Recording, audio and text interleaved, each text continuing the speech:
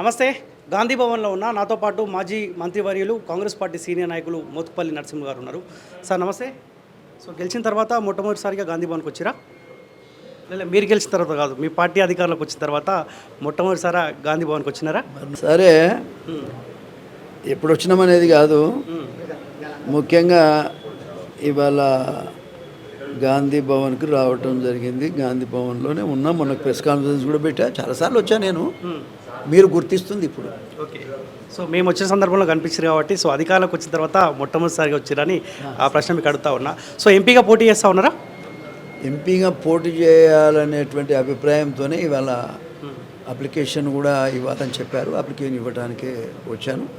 తప్పకుండా ప్రజల కోసం బతికేటువంటి నాయకులకు అవకాశం ఉంటుందనేటువంటి నమ్మకంతోనే ఇవాళ అప్లికేషన్ ఇవ్వటం జరుగుతూ ఉన్నది. తప్పకుండా మరి నేను వరంగల్ పార్లమెంట్లో పోటీ చేయాలనే అభిప్రాయంలో ఉన్నా.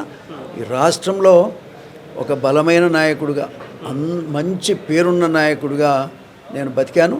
తప్పకుండా ఈ అవకాశం నాకు ఇస్తారని నమ్మకం నాకు. సో అసెంబ్లీ ఎలక్షన్లో కూడా మీరు తుంగతుర్తి నుంచి టికెట్ ఆశించారు. సో టికెట్ రాకుండా కానీ పార్టీ కోసం పనిచేశారు. సో నేను అదే అంటున్నాను సార్, టికెట్ రాకుండా కానీ పార్టీ కోసం పనిచేశారు. సో అద్దంకి దయాకర్ పేరు కూడా వరంగల్ నుంచి ఆయన పేరు వినిపిస్తా ఉన్నారు. పేరు చెప్పొద్దు, మీరు వేరే వాళ్ళ పేరు చెప్పొద్దు. పాపం వాళ్ళని ఎందుకు ఇబ్బంది పెడుతున్నారా? అట్లా కాదు. కానీ నా వరకు నేను పోటీ చేయాలని నిర్ణయానికి వచ్చాను. పార్టీ హైకమాండ్ ఎట్లా నిర్ణయం చేస్తే అట్లా. సో పార్టీ హైకమాండ్ నుంచి ఏమన్నా క్లారిటీ ఉందా టికెట్ రాబోతుంది అలాంటి? నేను ముఖ్యమంత్రి గారిని మాత్రమే కలిశాను. మిగతా నాయకులందరికీ కూడా నేను తెలుసు. నేను అప్లై చేస్తున్నాను. నా మీద ఉన్న గౌరవంతో తప్పకుండా సహకరిస్తానని నమ్మకం నాకు. సో మీరు మంత్రిగా పనిచేసి చాలాసార్లు ఎమ్మెల్యే కూడా గెలిచిన పరిస్థితి కనిపిస్తూ ఉంది, 6 సార్లు. సో ఎట్లా అనిపిస్తుంది రేవంత్ రెడ్డి మీ కాంగ్రెస్ పార్టీ పాలన 2 నెలల పాలన? బ్రహ్మాండంగా ఉంది. వాస్తవంగా చెప్పాలంటే ఒక పరిపక్వత కలిగిన నాయకుడిగా పనిచేస్తున్నట్టుగా అందరూ అనుకుంటున్నటువంటి ఇలా సంతోషంగా ఉన్నారు ప్రజలు. ఒక నియంత్రణ నుంచి విముక్తి కలిగినటువంటి అభిప్రాయంతో ప్రజలు ఉన్నారు. అది చాలా సంతోషకరమైన విషయం.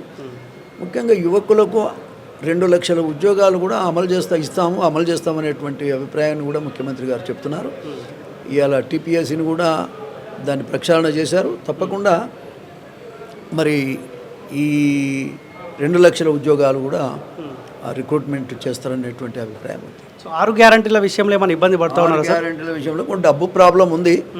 ఈ డబ్బు ప్రాబ్లం ఉన్నా కూడా ఏదో విధంగా గట్టెక్కాలి, ప్రజలకు 6 గ్యారంటీ ఇవ్వాలి, సోనియా గాంధీ, రాహుల్ గాంధీ పేరు నిలపాలనే అభిప్రాయంతో ముఖ్యమంత్రి గారు ఉన్నారు. తప్పకుండా 6 గ్యారంటీలు కూడా పూర్తి చేస్తారు. రేపు క్యాబినెట్ మీటింగ్ కూడా ఉన్నది, కొన్ని నిర్ణయాలు కూడా చేస్తారు. నేను అనుకోవడం అయితే ఆ 6 గ్యారంటీలు కూడా పూర్తి చేస్తానంటే నమ్మకం ప్రజలకు ఉన్నది. సో కేటీఆర్ దూకుడు ఈ మధ్య అబ్జర్వ్ చేస్తూ ఉన్నారా? మీ పార్టీ మీద విరుచుకుపడతా ఉన్నాడు. ఇంకో కేటీఆర్ అనేవాడు మెచ్యూరిటీ లేని మనిషి. అసలు రాజకీయాల్లో ఏదో ఒక రిక్రూట్మెంట్ లాగా వచ్చినోడే తప్ప స్వతహాగా నాయకుడు కాదు. తండ్రి పేరు మీద నాయకుడు అయ్యాడు. అయితే నేర్చుకోవాలి, తప్పేం లేదు. మొన్న జరిగిన ఎన్నికలలో ఎందుకు నష్టపోయాము అని నలుగురిని అడిగినాన్న తెలుసుకోవాలి, ఆయన ఆత్మవిమర్శ చేసుకోవాలి. ఈ రెండు అతను చేసుకోవటం లేదు కాబట్టి అది చాలా బాధాకరం. అట్లా మాట్లాడొద్దు. 2 రోజులు కానీ గవర్నమెంట్ను పట్టుకొని ఇష్టం వచ్చినట్టు మాట్లాడితే అది మంచిది కాదు. ఎవరు కూడా సహించటం లేదు. వాళ్ళ యొక్క దూకుడుకు, వాళ్ళు మాట్లాడే మాటలకు అందరూ కూడా ఆశ్చర్యపోవటమే కాదు, అసలు వీళ్ళకి బుద్ధి రాలేదనే అభిప్రాయంలో ఉన్నారు.